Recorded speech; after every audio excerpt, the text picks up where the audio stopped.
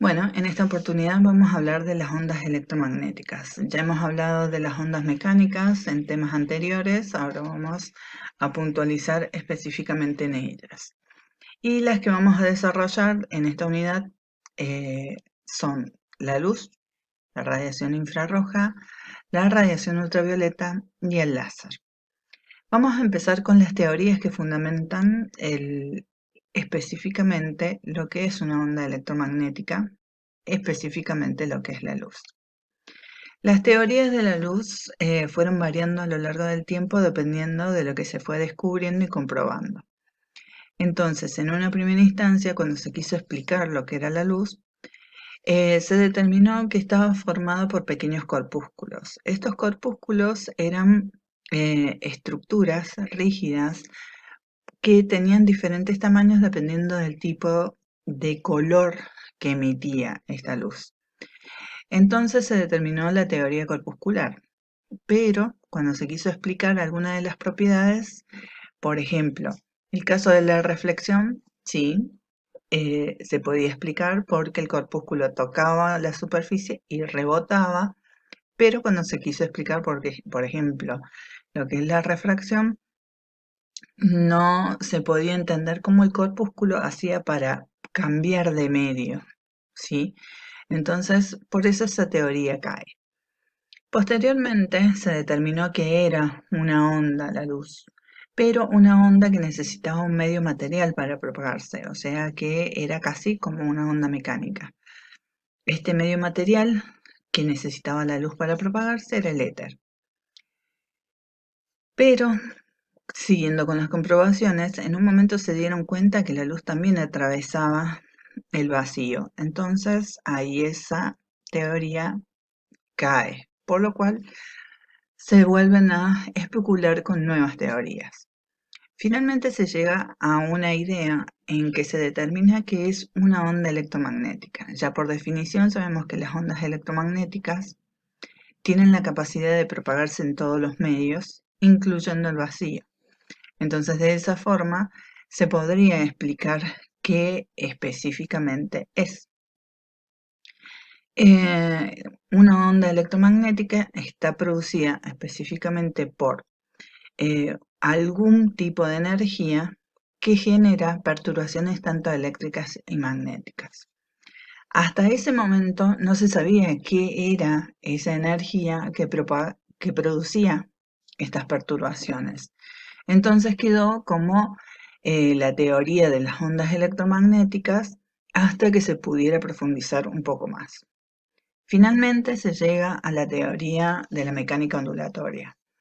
La teoría de la mecánica ondulatoria nos explica que la luz es una onda electromagnética y que la fuente de energía que provoca estas perturbaciones son pequeños paquetes de energía llamados fotones. Estos fotones son los que oscilan, ¿sí? Y generan entonces la propagación de esta onda. Las ondas entonces electromagnéticas son superposiciones de dos procesos, uno eléctrico, que es este que tenemos acá, ¿sí? La perturbación eléctrica, y esta otra que está en verde en forma perpendicular es la magnética. Siempre estas dos perturbaciones están en forma perpendicular, no oscilan de la misma forma. De ahí llegamos a lo que es el espectro electromagnético. En una primera instancia vamos a determinar qué es el espectro electromagnético. Como es una onda, esta onda electromagnética que es la luz y todas sus variantes, tiene diferentes longitudes de ondas y dependiendo de la longitud de onda vamos a tener distintos tipos de clasificación. Por ejemplo, nosotros tenemos acá, dependiendo de la longitud de onda, por ejemplo, de 1 kilómetro a metros, ¿sí? Tenemos las ondas de televisión y radio, las ondas de radar. Tenemos los infrarrojos, que acá empiezan a ser los que nos interesan a nosotros, la luz visible, la luz ultravioleta, fíjense cómo se va acortando la longitud de onda. Después tenemos rayos X, que también los vamos a visualizar, y después los rayos gamma. Dentro de lo que es la luz blanca, que es la que nosotros podemos visualizar porque el resto de las radiaciones son invisibles, todas las ondas del espectro electromagnético fuera de la luz no las podemos visualizar, tenemos lo que es un espectro continuo. Este espectro continuo es un conjunto de radiaciones que, dependiendo de su longitud de onda, nos muestran un color, ¿sí? En sí, nosotros dentro de la luz, si lo hacemos pasar por un elemento difractor, como el caso de este prisma, vamos a tener entonces la luz roja, naranja, amarilla, verde, azul, el índigo y el violeta. Por debajo de la radiación roja vamos a encontrar otra radiación que es invisible, que es la radiación infrarroja. Por encima del color violeta vamos a encontrar también otra radiación invisible, que es la radiación ultravioleta. Para producir este espectro de radiaciones, lo que tenemos que hacer es calentar un cuerpo. Al calentarlo, va a ir progresivamente mostrando las distintas radiaciones. En primera instancia, no va a mostrar la que se va a producir porque es la radiación infrarroja, o sea, es la primera que aparece cuando se pone en calentamiento un cuerpo.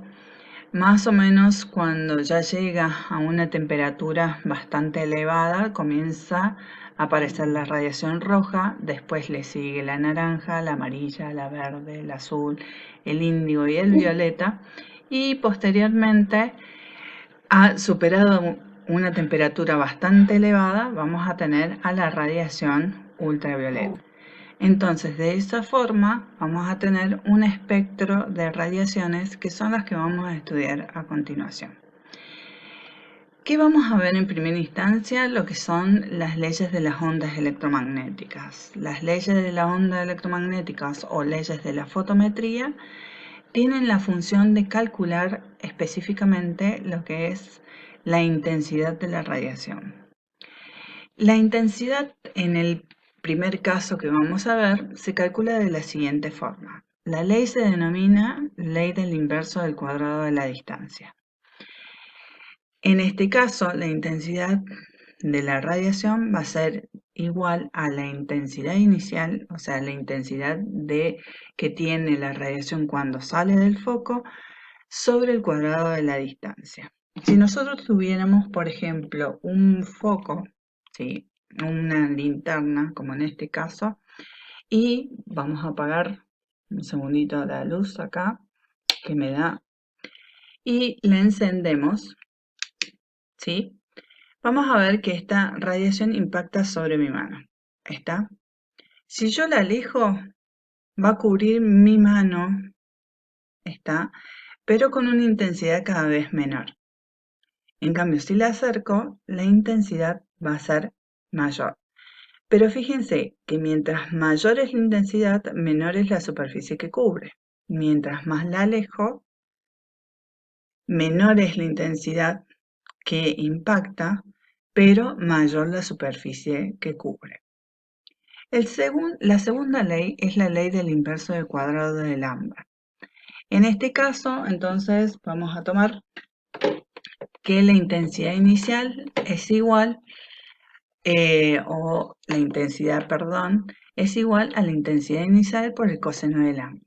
Vamos a tomar entonces esta pizarra, vamos a ponerla en esta posición, ¿sí?, para que entre más o menos dentro de la camarita, y vamos a hacerle incidir una radiación, ¿sí? Acá tenemos entonces la radiación. Fíjense que los rayos que inciden perpendicularmente tienen mayor intensidad que aquellos que se encuentran en forma angulada. O sea, ¿cuáles son los que se encuentran en forma angulada? La radiación cuando sale del foco, ¿sí?, no sale en forma recta, sino que se va abriendo en forma de abanico, como nosotros lo hemos visto en el proceso de difracción. Entonces, la radiación que se encuentra hacia los lados ya tiene una angulación, por eso la intensidad va a ser menor. Otra de las leyes es la ley de Bunsen-Roscoe. La ley de Bunsen-Roscoe específicamente me trabaja lo siguiente. Me dice que la intensidad por el tiempo al cuadrado da igual a una constante. Esto específicamente nosotros lo vamos a utilizar desde este punto de vista. La constante es el efecto que nosotros queremos que nuestro paciente perciba, ¿sí? O sea, el efecto ya sea de las radiaciones infrarrojas, láser, luz blanca, ultravioleta, es el efecto principal que queremos que él perciba. Si por ejemplo es la radiación infrarroja, lo que queremos es que sea un calor, porque provoca calor la radiación infrarroja, que me dé procesos fisiológicos específicos. Entonces, esa es mi constante. Mis variables entonces van a ser la intensidad y el tiempo. Si yo, por ejemplo, tengo la radiación infrarroja, la aplico sobre la superficie del cuerpo para que me provoquen estos efectos fisiológicos, pero la pongo muy cerca, la intensidad va a ser mayor. Entonces, ¿qué es lo que voy a tener que hacer yo para mantener esta constante que es el efecto? Disminuir el tiempo de aplicación.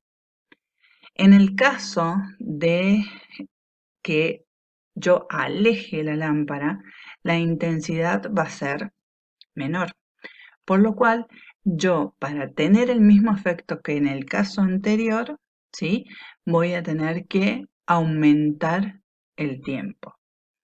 Dando ejemplos más o menos cercanos, entonces sería, si yo aplico en la mano, ¿sí? Para cubrir la mano, no me hace falta ponerlo muy, muy lejos, sino con ponerlo cerca ya cubre la superficie de la mano, la lámpara, entonces ahí voy a tener una intensidad mayor. Entonces el tiempo de aplicación tiene que ser menor. Por ejemplo, si yo quiero cubrir la superficie dorsolumbar, ¿sí? Entonces, ¿qué voy a tener que hacer para cubrir toda esa superficie? Alejar la lámpara, eso me disminuye la intensidad, pero para lograr el mismo efecto voy a tener que mantenerlo más tiempo. Finalmente tenemos la ley de Grotus-Draper. La ley de Grotus-Draper me dice que el efecto, ¿sí? Va a ser específico o se va a dar mientras la radiación sea absorbida por el cuerpo que queremos que la absorba. Por ejemplo, en el caso de la piel, si nosotros queremos que esa radiación haga su efecto, la tenemos que descubrir para que sea específicamente esta zona la que absorba la radiación y provoque este efecto.